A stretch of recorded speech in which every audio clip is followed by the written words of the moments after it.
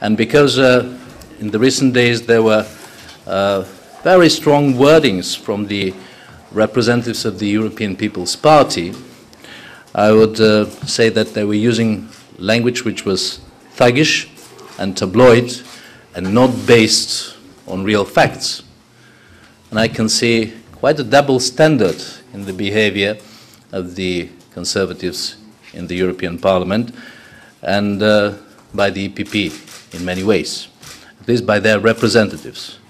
Because I would like to make one clear comparison between Hungary and Romania. The Prime Minister of Hungary, Mr. Orban, changed the constitution fundamentally, which will affect the life of the Hungarians for decades maybe to come. And there were very serious concerns regarding the consequences without, by the way, any consultations with the citizens of Hungary. And on this issue, the EPP was completely silent, and I would say supportive to Mr. Orban, understanding, as they said, to the reasons for these changes, which were affecting the very balance of powers, the functioning of the Hungarian state, the freedom of media, and many other fundamental issues. I would also like to remind you one fact which is easily forgotten and never mentioned. Less than 2 years ago, in Bulgaria, my country, there was an impeachment procedure against the president of the country, which was initiated by the party GERB, a member of the EPP. And it only missed 4 votes in the National Assembly to become a fact.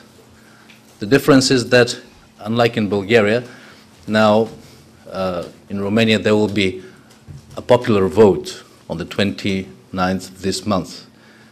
And the people will have the possibility to say their opinion. And I think this is a very fundamental difference between the 2 cases which I mentioned and the silence and support of the EPP to the behavior of their member parties and to what is happening in Romania.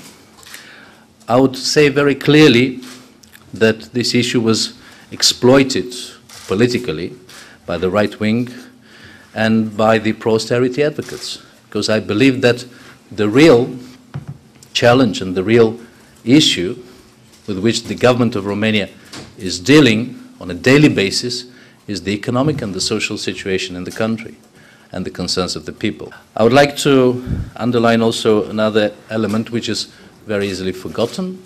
That there was a pronouncement by the Constitutional Court regarding the impeachment procedures and other procedures made in the Romanian Parliament, which was saying that they are completely legitimate according to the Constitution. Of course, an impeachment procedure is never a pleasant political process, especially for the one who is impeached. But this is part of a democracy. This is part of the democratic procedure. And what is the most important is that we shall all have the possibility to see in the next weeks and on the 29th of July what is the opinion of the people of Romania, which is the high expression of democracy